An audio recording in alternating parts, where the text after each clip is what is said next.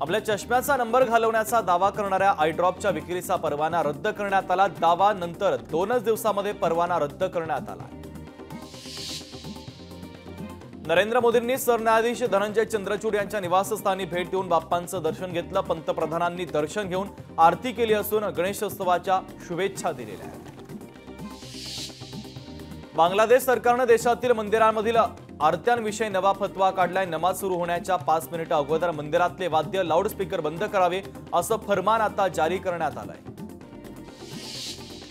काल झालेल्या चर्चेमध्ये कमला हॅरिस ट्रम्प यांच्यावर भारी पडल्या आहेत। तुमची लढाई बायडेन विरोधात नसून माझ्या विरोधात असल्याचं हॅरिस यांनी ट्रम्पना ठणकावून सांगितलेलं आहे।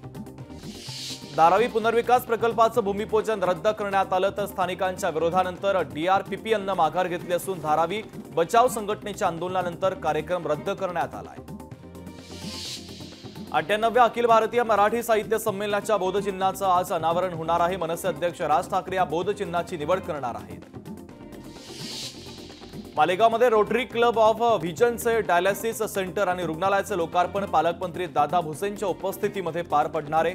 त्यामुळे आता रुग्णांना उपचारासाठी मुंबई पुण्यात जाण्याची गरज भासणार नाहीये। मुख्यमंत्री एकनाथ शिंदे, अजित पवार आणि प्रफुल्ल पटेल, दादा भुसे आणि उदय सामंत यांच्यामध्ये काल मध्यरात्री वर्षा बंगल्यावर महत्त्वाची बैठक पार पडली।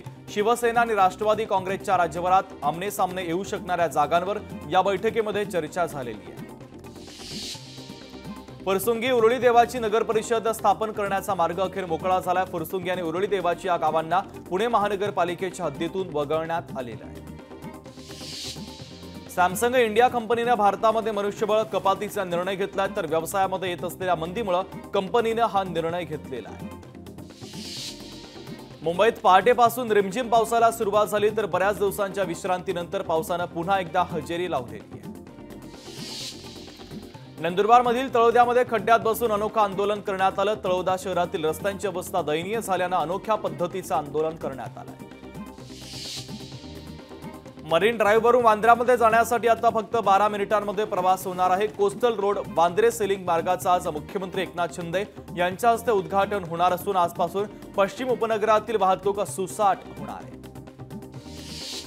विधानसभा निवडणुकीमध्ये वंचितचे 150 आमदार निवडून येणार असा दावा वंचितच्या वतीने करण्यात आला। ओबीसीचे 100 आमदार आणि दलित समाजाचे 50 आमदार निवडून येणार असल्याचा दावा जालना जिल्हाध्यक्ष डेव्हिड घुमारे यांनी केलेला आहे। देशाच्या इलेक्ट्रॉनिक्स उद्योगापुढे $500 अब्ज टप्प्याचं लक्ष ठेवण्यात आलं। पंतप्रधान मोदींनी सेमीकंडक्टर व्यवसायाच्या सीईओंच्या बैठकीत या संदर्भातली माहिती दिलेली आहे। पुणे बाल न्याय मंडळामध्ये 5708 दावे प्रलंबित आहेत। अल्पवयीन यांच्यावरील दाखल गुन्हे तसंच प्रलंबित खटल्यांची संख्या दिवसेंदिवस वाढत चाललेली आहे। भाजप प्रदेश अध्यक्ष चंद्रशेखर बावनकुळे आजपासून 3 दिवसांच्या पश्चिम विदर्भाच्या दौऱ्यावर जात आहेत। विधानसभा निवडणुकीच्या अनुषंगाने चंद्रशेखर बावनकुळे भाजप पदाधिकाऱ्यांसोबत बैठका घेणार आहेत।